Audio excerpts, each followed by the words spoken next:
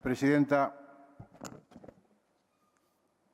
yo creo que estamos ante un desafío, no solo el desafío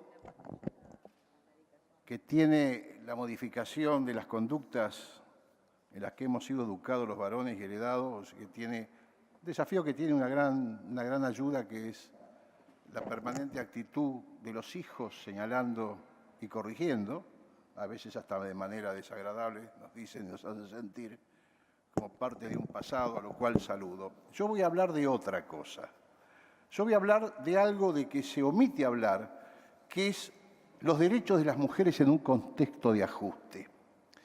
Nadie puede desconocer que hoy nuestro país y nosotros somos una especie de experimento de laboratorio, es decir, en vez de utilizar ratones, están utilizando argentinos, y que es un experimento que pone en marcha el Fondo Monetario Internacional, ¿no es cierto?, y los grandes intereses económicos que impulsan las políticas neoliberales. Y está confesado por el ministro Duhovne cuando anuncia alegremente de que en cualquier otro lugar del mundo esta política de ajuste hubiera provocado la caída del gobierno. Es decir, la incógnita consiste hasta dónde están los argentinos dispuestos a aguantar ajuste sin que la gobernabilidad peligre y el gobierno caiga. Es un experimento. Hoy la Argentina, ¿no es cierto?, se pone en marcha un experimento inédito que consiste precisamente en ese ajuste en el cual no son necesarios ni siquiera el dictado de leyes. Basta simplemente, como este gobierno ha hecho, devaluar la moneda, sustraer más de la mitad del salario del bolsillo de los argentinos y de las argentinas, sustraer más de la mitad de las jubilaciones, devaluó la moneda a partir de todas esas corridas financieras que hicieron y fundamentalmente levantando toda restricción al manejo de capitales y liquidación de saldos exportables, ¿no es cierto?, dolarizó todos los precios del mercado interno. Es decir, hoy, ese ratón ciudadano argentino, ciudadana argentina, se encuentra, ¿no es cierto?, ante el dilema de poder resolver su forma de vida con la mitad de los recursos que tenía y con un costo del doble de lo que necesita gastar. Y en esto, fundamentalmente, la principal perjudicada es la mujer. Por eso digo, ¿qué son los derechos de la mujer en un contexto de ajuste? ¿Cómo hace una mujer que desarrollaba tareas en el hogar?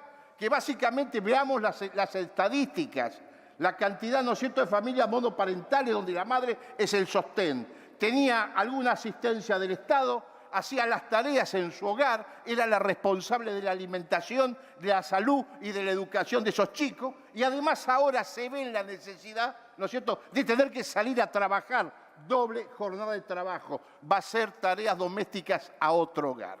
Es decir, los propios índices del gobierno indican, ¿no es cierto?, de que la desocupación golpea fundamentalmente a las mujeres.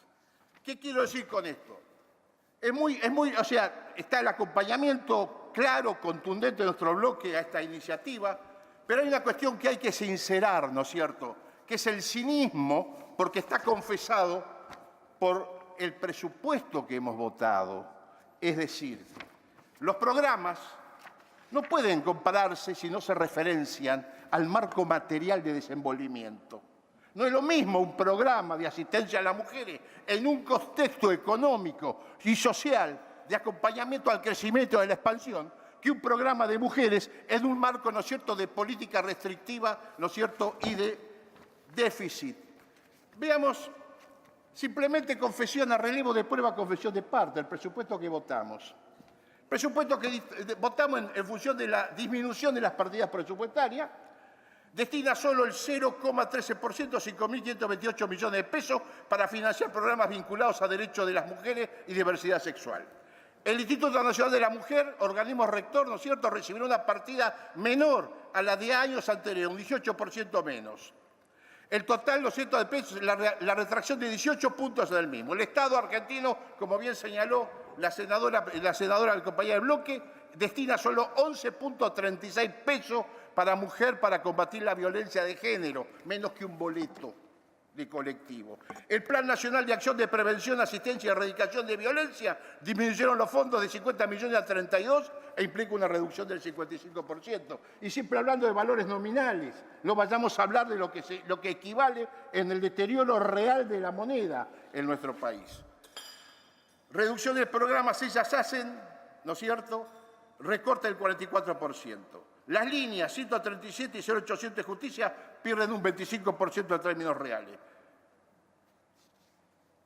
La deuda, el programa de educación sexual integral dependiente del Ministerio de Educación, ¿no es cierto?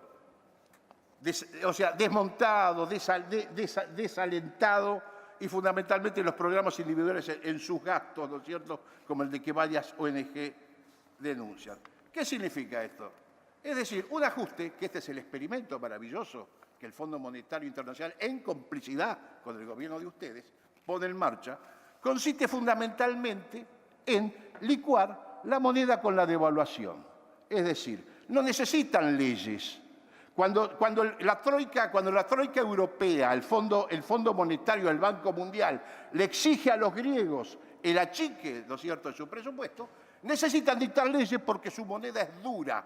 Los conceptos presupuestarios se reflejan en euro, y el euro no lo devalúa el gobierno griego, el euro, hay un banco, ¿no es cierto?, europeo, que es el que gobierna la moneda.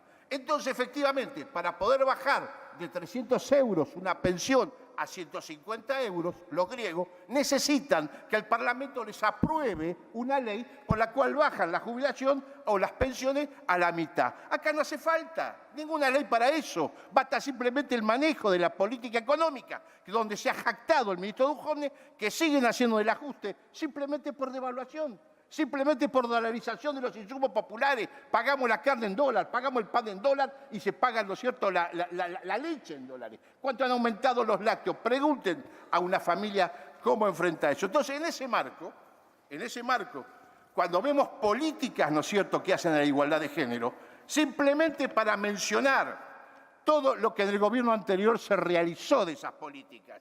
Programas de víctimas contra la violencia, lucha para la trata de personas, asistencia a las víctimas, Ley 26364, penas de cumplimiento efectivo, Ley 26842, Línea 415 nacional, Ley de protección integral para prevenir, sancionar y erradicar la violencia a las mujeres, Ley 26485, protección contra la violencia doméstica, institucional, obstetricia, mediática y laboral, Ley 26445, Ley de matrimonio igualitario, Ley de identidad de género, Ley de servicio de comunicación, o sea, fundamentalmente esos programas, esas leyes que instruían programas, tenían un ámbito material de desarrollo, de profunda interacción. Y no vayamos a hablar de este gobierno, porque una cosa es dar de baja programas, boicotearlos y anularlos, sino vamos a ver los programas auxiliares. Basta simplemente todos los programas, por ejemplo, Conectar Igualdad, donde los componentes, ¿no es cierto?, de respeto de género y los componentes de igualdad de género estaban adentrados en el mismo. Basta simplemente reducirlo, no distribuir más. Entonces, este es fundamentalmente